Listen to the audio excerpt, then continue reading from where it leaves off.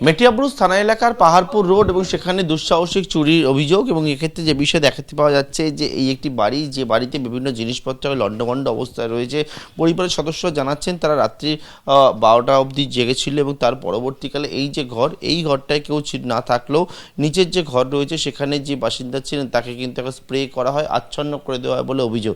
এবং তার পরবর্তীকালে একেবারে এই যে জায়গা ঘর, বিভিন্ন জায়গায় লণ্ডভণ্ড এবং এমনকি এখানে বাসিন্দা দেখতে পাচ্ছেন যে কিছু অবস্থায় রয়েছে এবং সেখানে মোম পড়ে রয়েছে, যেটা মনে করা হচ্ছে ঘরে যেহেতু আলো নেভানো অবস্থায় ছিল এবং তার দরুন যে বা যারা চুরি করতে আসে তারা কোনো রকমভাবে মোমবাতি জ্বালায় এবং জ্বালিয়ে এখানে চুরির ঘটনা সেটা কিন্তু ঘটায়। বিভিন্ন জিনিসপত্র লণ্ডভণ্ড অবস্থায় রয়েছে এবং পরিবারের সদস্যরা যে বিষয়টা জানাচ্ছেন যে তাদের ঘরে নগদ এছাড়া সোনা সেই সবটা ছিল, সবটাই খোয়া গিয়েছে।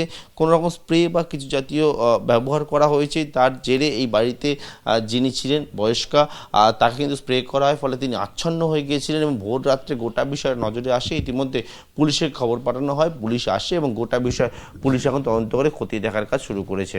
ক্যামেরা দীপ্তন চক্রবর্তীর সঙ্গে পার্থপ্রতিম ঘোষ, এবিপি আনন্দ, কলকাতা।